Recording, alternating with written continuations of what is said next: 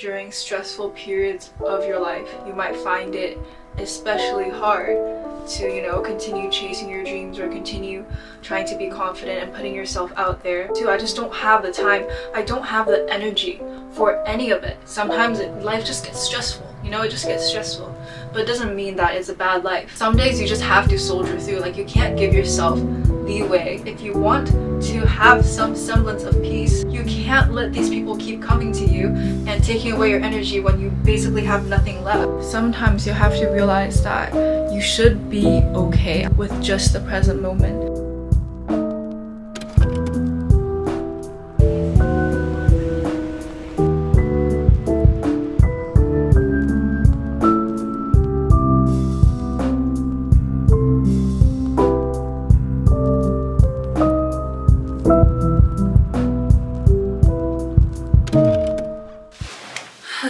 Honestly, lately, I have not been doing so great. Even like filming this video, I tried to film it so many fucking times, but I just couldn't because I genuinely did not have the energy for it. It's like I set all these New Year's resolutions for myself. In order to accomplish all of those things, I have to do so much and I have to give so much. At the end of the day, sometimes it feels like I don't have enough to give anymore. Like, I basically just ran out of energy.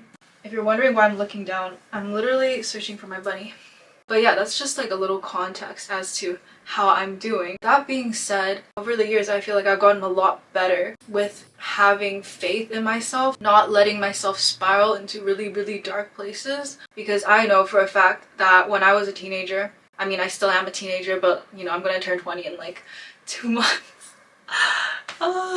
I remember when I was younger, when I went through these stressful periods, my mind would just go instantly into the gutter. I would suddenly come to all these like horrible conclusions about the planet, about the world. So yeah, I just wrote in my notes app, obviously, some things that help me remain confident even when I am sad. Sad being not super depressed, but crying in a toilet stall during your astronomy lab kind of sad. I think probably the most important part of knowing how to deal with sadness is that you have to find the legitimate reason behind your sadness. A lot of times we're afraid to directly address the reason, so we go on like side quests and think those side quests are gonna fix our problems, but they're really not. For example, like if you're having difficulty socializing or making friends in college, you might start thinking to yourself, maybe there's something wrong with me and I should just work on myself. So you start going to the gym, right? You're like, okay, going to the gym is healthy. You're trying to fix your problem by doing something else that's not even really related to your problem, but like kind of related.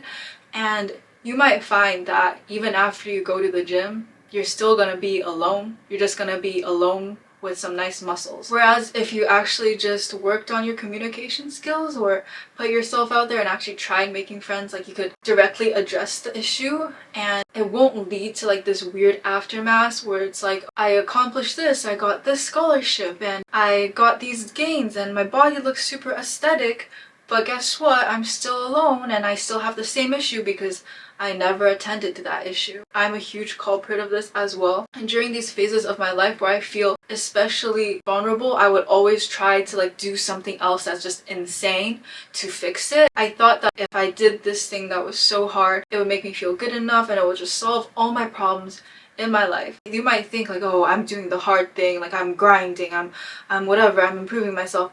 But is that really the hard thing? Because I think you're avoiding something here, right? It's honestly easier for some people to just go to the gym at 6 a.m. every single morning for like months and months than to actually go and talk to a girl. When the side quest ends, you're left with nothing. You're back at square one. That also leads to the issue of perfectionism, where it just feels like if I'm perfect enough, if I look good enough, then I won't feel this way anymore. You still will. A lot of times I would rely on perfectionism, or I would rely on this like fantasy of this ideal self to guide me through really dark times. It trapped me essentially instead of freeing me to actually like work on yourself and try to become the best version of yourself. That's a different thing, right? You're trying to make yourself more free. You're giving yourself more avenue to live and experience life.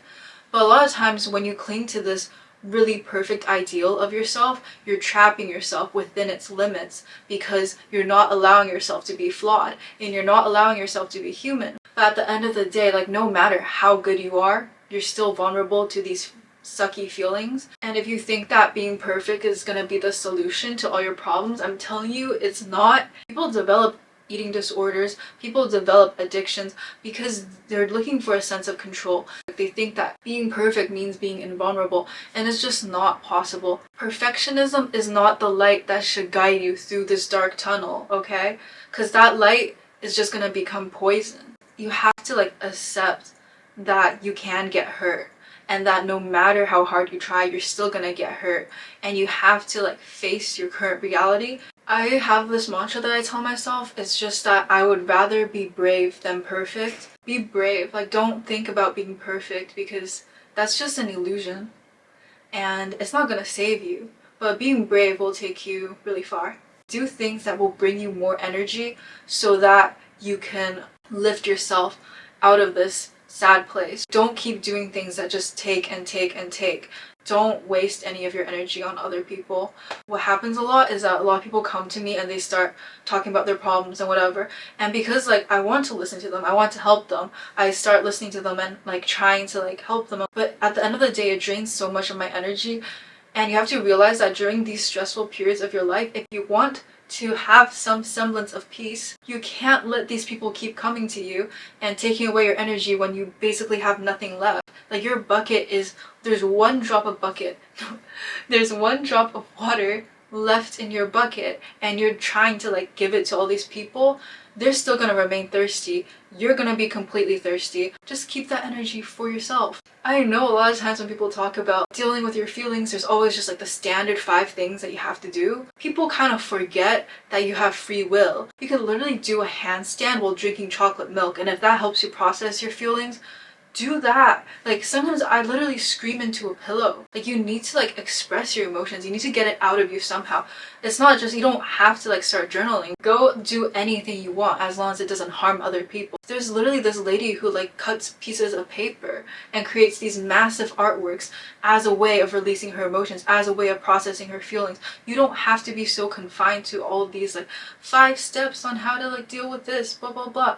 Literally do anything. You do what works for you to like release your emotions. When you're so busy with life and everything's so stressful, your mind is just so clouded. It's like this murky puddle of water, and you need these moments to settle the water, so like all the sediment kind of like falls to the bottom, and then you can see clearly again.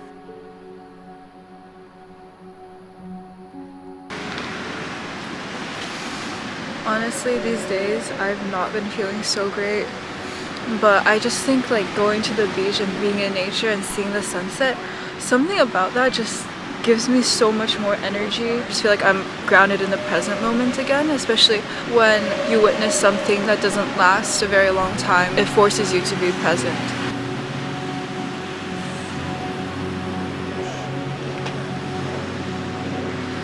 Really random, but for me at least, being around bodies of water work really well, especially during like even my heavy like depressive states as a teenager. One time I literally just skipped class and I went to this forest. I was walking right and I crossed this bridge, and under this bridge is just this stream. Because I live in British Columbia, there's just streams everywhere, and there was just water like running over rocks, and I just stared at that water for a really long time, and for some reason like it took me out of my negative headspace. And sometimes you need moments that just take you out of your negative headspace so you see things more clearly, because sometimes your perspective is just polluted by your thoughts. As well, something that always helps me during these periods of life is to remember that the deeper the hole you fall into, the stronger you're gonna become once you crawl out. And I'm not saying this in like a military sergeant torture yourself kind of way. I'm saying this more as like, realize that there's always a lesson to be learned in every bad period within your life. And this is something that really helps me get through these tough times, or like times where I'm just so stressed and I see myself like mentally spiraling again, is to know that once I get out of this, I'm gonna be so much stronger and I'm gonna learn so much more, and that the comeback is always greater than whatever struggle you're going through. Like, the comeback is always solid, it's gonna be worth it, and just keep that in mind. So yeah, that's basically all I had to say. I hope this was helpful for anybody who just wanted to, you know, retain confidence or just to feel okay or to have some faith in themselves even when things are rough. I hope you get through this, whatever you're going through, and remember to take good care of yourself. Bye.